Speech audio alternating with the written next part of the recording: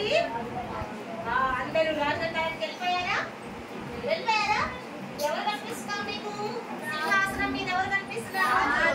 మహారాజు గారు కనిపిస్తూ ఉంటారు. అవునా? శ్రీకృష్ణదేవరాయలు సభ శ్రీకృష్ణదేవరాయల. సరే, అంకుల్కి శ్రీకృష్ణదేవరాయలు రాజు కనిపిస్తున్నారంట. మీరు కూడా కృష్ణదేవరాయలు అనుకోండి, ఇంకెవరినైనా అనుకోండి. ఓకేనా? రాజు కనిపిస్తూ ఉన్నారు. అయితే ఈ రాజుగారి దగ్గరికి ఒక మహర్షి వచ్చాడు. ఒక మహర్షి అంటే ఋషి దగ్గరకు వచ్చి సభ మంచిగా అట్టహాసంగా సభ జరుగుతూ ఉంది. అంటే చాలా గొప్పగా ఆర్భాటంగా అని అర్థం. మంత్రులు, సేవకులు, సైనికులు, సైన్య అందరూ ఉన్నారు. సభ జరుగుతూ ఉంది. ఇక ఒక ఋషి వచ్చాడు.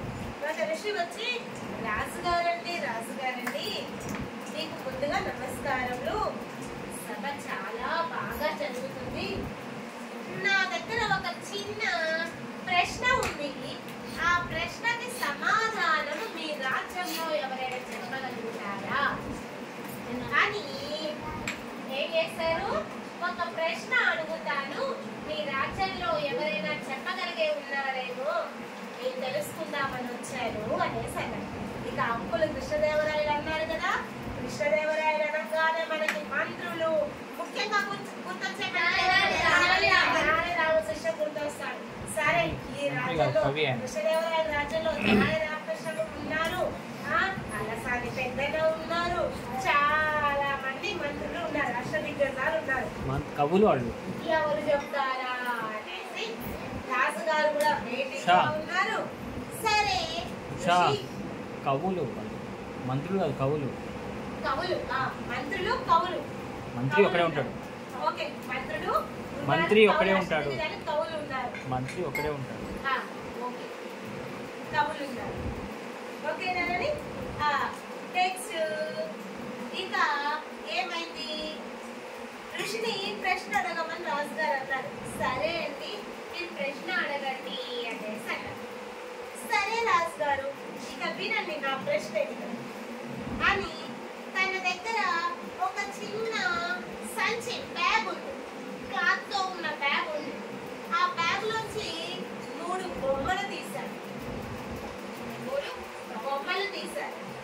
బొమ్మలు తీసి 3 బొమ్మల్లో ఏది ఉత్తమమైన శ్రవణం కలిగిన బొమ్మ అంటే మంచిగా వినగలిగేది బొమ్మ, అంటే మంచిగా విని దాన్ని మరి ఎలా ప్రవర్తించేదో ఏ బొమ్మ మంచిది, ఏ బొమ్మ మళ్ళీ 3 సేమ్ ఒకేలాగా ఉన్నాయి కదా. 3 సేమ్ ఒకేలాగా ఉన్నాయి. ఆ ఒకేలాంటి బొమ్మలు 3 బొమ్మల్ని చూపించేసి ఇందులో ఏది మంచి బొమ్మ, ఏది చాలా మంచి బొమ్మ, మళ్ళీ 3 సేమ్ ఒకేలాంటి డ్రెస్ ఉన్నాయి, ఒకేలాంటి ఫేస్ మంచిగా. ఇప్పుడు మనందరి ఫేస్ ఒక్కొక్క రంగుగా ఉన్నాయి. మీదొకలా ఉంది, నాదొకలా ఉంది, ఇంకొకటి ఒకలా ఉంది. అట్లా మన అన్ని డిఫరెంట్ ఫేస్ ఉన్నాయి కదా. ఆ 3 బొమ్మలు మాత్రం సేమ్ ఒకేలాగా ఉన్నాయి. ఇక ఈ 3 బొమ్మల్లో ఏది మంచి బొమ్మ అని అడిగారు.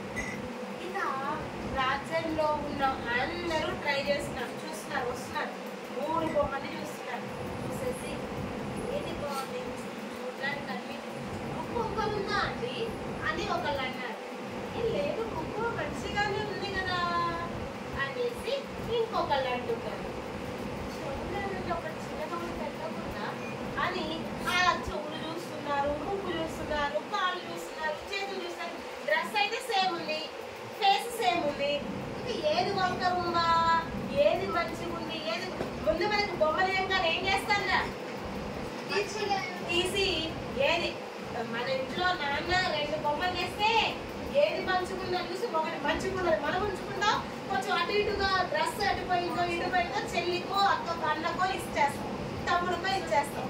అవునా కాదా? మనం చేసే పని అదే కదా. అవునా కాదా? ఒప్పుకో, నిజం ఒప్పుకో.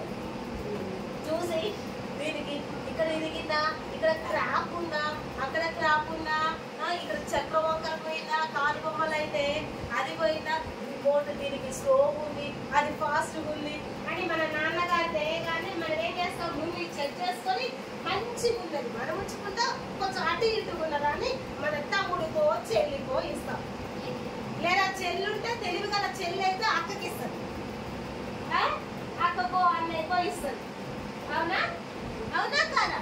అలాగే కదా చేస్తుంది కాదా? కాదా? అంతేనా కాదా? చెల్లితే అంతే కదా, అలాగే చేస్తాం. ఇక్కడ మంత్రులు కూడా కవులు మంత్రులు అందరూ వస్తున్నారు, చూస్తున్నారు, ఎవరికి ఏం అర్థం కావట్లేదు. ఇక ఇక మనకి తెలివి గల ఎవరున్నారు? తెనాలి రామకృష్ణ వచ్చాడు. ఇక తెనాలి రామకృష్ణ తెలివికి ముందు కన్నా హాస్యం ఎక్కువ కదా. అవునా? హాస్యం అంటే ఎప్పుడు జోక్ జోక్ గా నవ్విస్తూ ఉంటాడు కదా అందరినీ. అవునా కాదా? చతురతో పాటు హాస్యం ఎక్కువ. తెనాలి రామకృష్ణ వచ్చాడు. వచ్చేసి ఇక సరే రాజు గారు నేను చూస్తాను, పరీక్షిస్తాను అనేసి అడిగాడు. అడిగి సరే పరీక్షిస్తాను కానీ నాకు ఒక సుగ కావాలి. సుగ అంటే ప్లాస్టిక్ వైర్ లాంటిది కావాలి అనేసి అడిగాడు. ప్లాస్టిక్ వైర్ కావాలి అని అడిగాడు. ఎందుకు అని అందరూ ఆశ్చర్యపోతూ ఉన్నారు. ఏంటి తెనాలి రామకృష్ణ ఏం చేస్తాడు, వీళ్ళు బొక్కలు పెడతాడా ఏంటి అనేసి అనుకుంటూ ఉన్నారు. ఇక రాజుగారు వాళ్ళ యొక్క సైన్యానికి అక్కడ ఉన్న సేవకులకు అప్పచెప్పాడు. సరే సేవకులారా రండి, తెనాలి రామకృష్ణ ఏది అడిగితే అది ఇవ్వండి అనేసి అనగానే ఈ సేవకులు వెళ్ళి ఒక వైరు లాంటి చుక్కని అడిగితే ఆ వైరు లాంటి చుక్కని తీసుకొచ్చారు. తీసుకొచ్చి తెనాలి రామకృష్ణకి ఇచ్చారు. ఇక తెనాలి రామకృష్ణ తీసుకున్నాడు. తీసుకొని ఏం చేశాడు, ఆ వైరు లాంటి దాన్ని ఫస్ట్ ఒక బొమ్మని తీసుకొని ఆ బొమ్మకి చెవులో కూర్చాడు. బొమ్మకి ఒకవైపు చెవులో కూర్చాడు. ఒకవైపు చెవులో కూర్చోగానే ఆ చువ్వ ఏమైందో తెలుసా? ఐరన్ ది ప్లాస్టిక్ ది అదేమైంది, ఈ చెవులో కూర్చితే లోపల ఎడు తిరిగిందో ఏమో తెలియదు కానీ ఈ చెవులోంచి బయటకు వచ్చేస్తుంది. ఒక చెవులో కూర్చితే ఇంకో చెవులోంచి బయటకు వచ్చేస్తుంది. ఆ బొమ్మ ఏది అని అడుగుతున్నావా? బొమ్మనా? ఆ కాలంలో చెక్క బొమ్మలే ఉన్నాయి కాబట్టి చెక్క బొమ్మని. ఓకేనా? ఓకే. ఈ చెవులో కూర్చుంటే ఈ చెవులో చెల్లి దాన్ని పక్కన పెట్టాడు తెనాలి రామకృష్ణ. ఇంకొక బొమ్మ తీసుకున్నాడు. ఇప్పుడు ఏమైంది, ఈ చెవులోంచి గుచ్చాడు, మళ్ళీ చెవులోంచి గుచ్చాడు. ఆ బొమ్మ కూడా ఈ చెవులోంచి గుచ్చగానే మళ్ళీ ఆ చూపు ఎక్కడి నుంచి వచ్చిందో తెలుసా? దానికి గుచ్చగానే చెవులోంచి వచ్చింది. ఇక్కడ ఏమొచ్చింది, గుచ్చగానే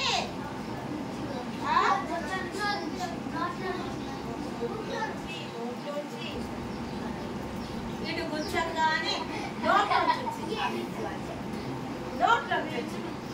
నోట్లోంచి వస్తే దీన్ని తీసి పక్కన పెట్టుకున్నాను అంతే. ఇప్పుడు మళ్ళీ మూడో బొమ్మ తీసుకొని మళ్ళీ సేమ్ చెవులోకి కూర్చోండి. కూర్చోగానే ఇప్పుడు ఎక్కడి నుంచి వచ్చింది, ఎక్కడి నుంచి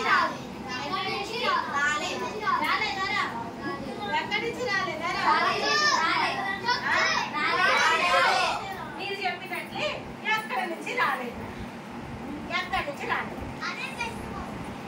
ఎందుకు రాలేదు? అది బెస్ట్ బొమ్మ. సరే తెనాలి రామకృష్ణ లక్ష్మి చెప్పినట్టు అదే బెస్ట్ బొమ్మ అన్నాడు. ఇది మంచి బొమ్మ అని చెప్పాడు. ఎప్పుడైతే చెవులోంచి కూర్చుంటే ఎక్కడి నుంచి రాలేదో అది మంచి బొమ్మ అని చెప్పాడు. ఎందుకంటే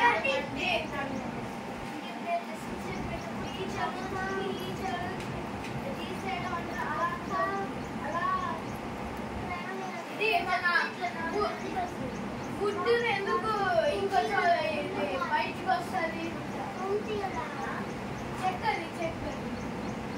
చెక్కది ఎందుకు ప్లాస్టిక్ ఇట్లా చూడలేదు. నాకు అది కాదురా, కూర్చున్నప్పుడు ఎటు రాలేదు, అది బెస్ట్ అని చెప్పారు. అది ఎందుకు అలా అని అడుగుతున్నారు. ఒక ఆన్సర్ చెప్పింది. Okay thank you.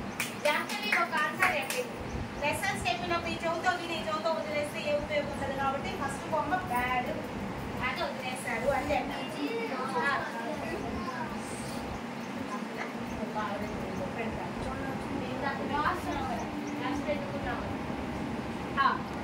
చెప్పండి.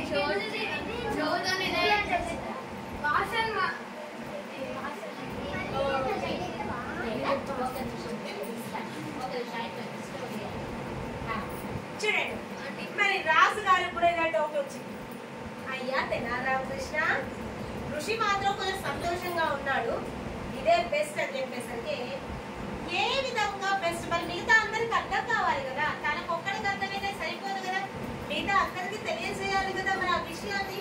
కాబట్టి అయ్యా తెనాలి రామకృష్ణ, ఎందుకు దీన్ని బెస్ట్ అన్నావు అందరికి వివరించు అనేసి రాజుగారు ఋషి కోరారు. కోరితే సరే అండి వినండి. మొదటి బొమ్మకి చూప గుచ్చినప్పుడు ఈ చెవులో గుచ్చిందా ఈ చెవులోంచి బయటకు వెళ్ళింది. అంటే అర్థమేమిటి అంటే ఎవరైనా ఇలా మంచి విషయాలు చెప్పినప్పుడు విని వాటికి ఫాలో అవ్వకుండా వదిలేస్తారు చూసారా, అప్పుడు వాళ్ళు వేస్ట్ అనేసి పక్కన పెట్టేశారు. నెక్స్ట్ మరి రెండో బొమ్మను ఎందుకు పక్కన పెట్టారు అంటే వింటున్నారు, వినేసి ఏదో బయట చెప్తున్నారు తప్పించి వాళ్ళంటే వాళ్ళు ఫాలో అవ్వడం లేదు. విని కాబట్టి కొంచెం బెటర్. రెండవది ఫస్ట్ దాంతో పోలిస్తే కొంచెం బెటర్. విని పక్కన వాళ్ళకి చెప్తున్నారు, అరే ఈ ప్రశ్న ఏంటి సోలార్ ఎనర్జీ అంటే ఏంటి, సౌరశక్తి అంటే ఏంటి అని ప్రశ్న టీచర్ చెప్పారు, నేను చెప్తా విను అని వాళ్ళు చెప్తున్నారు. కాబట్టి వీళ్ళు నేర్చుకోవట్లేదు, చెప్పారు అని చెప్తున్నాడు కానీ వీళ్ళు నేర్చుకోవట్లేదు. మరి నేర్చుకోకపోతే ఎగ్జామ్లో ఎలా రాస్తాడు? పక్కన వాళ్ళకి ఓన్లీ విని చెప్తున్నారు, కాకపోతే విన్నాడు కొంచెం అది అని గుర్తుపట్టాడు కాబట్టి అది రెండవది కొంచెం బెస్ట్, కొంచెం బెటర్ పర్లేదు. ఇక మూడవది విని దాన్ని తన మనసు హృదయం దాకా తీసుకువెళ్ళేసి దాన్ని ఆచరణలో పెట్టగలిగేటట్టుగా ఉంటుంది, అంటే అది ఫాలో అవుతుంది. కాబట్టి మూడవ బొమ్మ ఉత్తమమైన బొమ్మ, ఉత్తమమైన శ్రవణం కలిగినది. విని ఆచరణలో పెట్టగలిగే వాళ్ళు గొప్పవాళ్ళు. వినేసి వదిలేయడం, వినేసి వేరే వాళ్ళని చెప్పడమే కాదు, మనం ఆచరించాలి. అలా ఆచరించినప్పుడే దానికి విలువ, ఆ విన్న దాని యొక్క విలువ అని. మూడవది ఉత్తమమైన బొమ్మ అని చెప్పేసరికి ఈ తెనాలి రామకృష్ణ యొక్క వివరణకి అందరూ క్లాప్స్ కొట్టారు. ఆ ఋషి వచ్చిన ఋషి కూడా ఈ యొక్క జవాబుకి సంతోషపడి తను తెనాలి రామకృష్ణని మెచ్చుకొని అక్కడ నుంచి రాజుగారిని కూడా పొగిడి ఇలాంటి తెనాలి రామకృష్ణ కవిని సభయంలో ఉన్నందుకు మాకు చాలా గర్వంగా ఉంది అని పొగిడి రాజుగారిని కూడా పొగిడి తను సంతోషంగా ఆ ఋషి అక్కడ నుంచి వెళ్తారు. అలాగే పిల్లలు మీరందరూ కూడా ఇక్కడ చెప్పినదే కాదు నాన్న, క్లాస్లో టీచర్ చెప్పినప్పుడు విని ఏదో చెప్పిందిలే అని వదిలివేయవద్దు. విన్నదాన్ని నేర్చుకొని మన మనసు వరకు వెళ్ళి మన బ్రెయిన్ వరకు వెళ్ళి రీచ్ అయ్యి ఒక పక్క టీచర్ చెప్తుంటే ఇంకొక పక్క ఎవరి ఆట వాళ్ళు ఆడుకుంటా ఉంటారు, ఎవరి పని వాళ్ళు చేసుకుంటా ఉంటారు. అలాంటప్పుడు ఉపయోగం ఉండదు నాన్న. విన్నదాన్ని ఏం చేయాలి, మనము దాన్ని చదువుకోవాలి, నేర్చుకోవాలి, కంటత పట్టేసి నేర్చుకున్నప్పుడే మనం ఎగ్జామ్లో దాన్ని బాగా ప్రెజెంటేషన్ చేయగలుగుతాము, మంచి ఫలితాన్ని రాబట్టగలుగుతాము. ఓకేనా? కాబట్టి విన్నదాన్ని నేర్చుకోండి, ఫాలో అవ్వండి. అది మంచి విషయాలైతే దాన్ని ఆచరించండి. ఆచరించడం అంటే దాన్ని ఇంప్లిమెంట్ చేయాలన్నట్టు. ఓకేనా? ఫాలో అవ్వాలి.